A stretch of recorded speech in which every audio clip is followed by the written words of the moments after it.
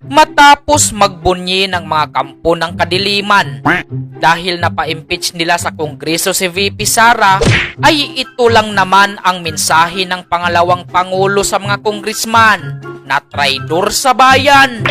We are confident because impeachment is a legal process and political activities. I'm not being basic. I am not answering because they have no authority to ask confidential questions.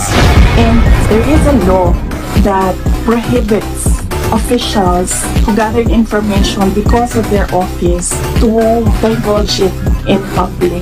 So it's the Anti-Graft and Corrupt Practices Act that will add to cases that may be filed against me. I am definitely not answering questions about confidential funds because it pertains to national security and the lives of the people involved in intelligence operations. I am answering questions about the use of the money in the Commission on Audit. We have fully cooperated with the audit process of the Commission on Audit, who has the sole jurisdiction to ask questions about the use of confidential funds. In fact, 2/4 of the Department of Education are already cleared by the Commission on Audit. Plus the fact that, as I said, it is an attack. It is a political attack. You are in aid of legislation and you want to legislate about confidential funds.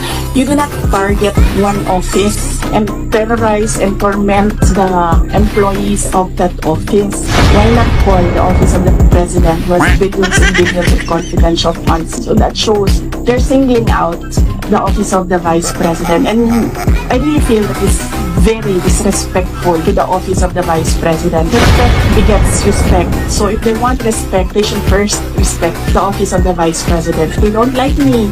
They don't like my person. They don't like Inday Sara Duterte, but they have to respect the office of the vice president. So if they want to investigate confidential funds, they don't single out one office. So no explanation will be given to the members of the House of Representatives. Nakapaghanda kami sa impeachment case kasi nga last year nag-announce na si Franz Castro ng impeachment. So the moment na sinabi yon and the moment na nakita namin na tuloy-tuloy yung attacks, ay naghanda na rin kami para sa mga abogado. Which are all documented, but we do not give them the information because we don't trust them at all. Mukhang mauudlot naman ang kasiyahan ni Castro at ng mga NPA na salot sa lipunan matapos i-reschedule ni Senator Joel Villanueva ang session nila sa June 2. So paano ba yan, Castro? Pag nanalo ang mga kandidato ng PDP laban, mababasura na naman ang impeachment complaint nyo.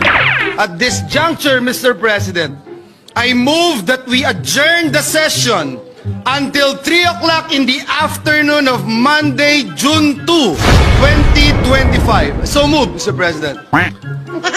There is a motion. Is there any objection?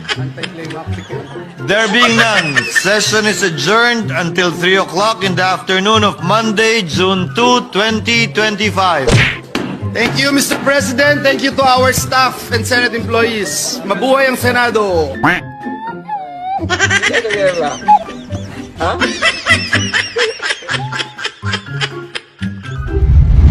Sa mga solidong sumusuporta kay VP Sara, ito naman ang taos-pusong mensahe niya. Mga kababayan, ulitin ko ang aking pagpapasalamat sa inyong suporta, sa inyong pagprotekta, at lalong-lalo na sa inyong pagmamahal. Nararamdaman ko yun.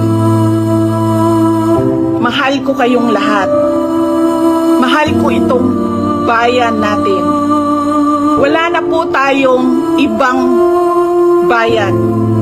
Hindi po tayo mga politiko at mga mayayaman na meron pong bahay kung saan-saan.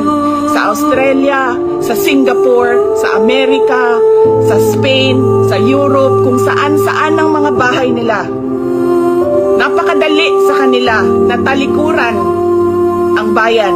Pero tayo, saan tayo pupunta? Sa mga probinsya lang natin. Sa Samar, sa Leyte, sa Cebu, sa Bohol, sa Siquijor, sa Negros Oriental, sa Negros Occidental, sa Panay Island, sa Mindanao, sa Luzon. Doon lang tayo makakapunta, makakauwi kung magulo ang bayan. Pero ang mga mayayaman at mga politiko,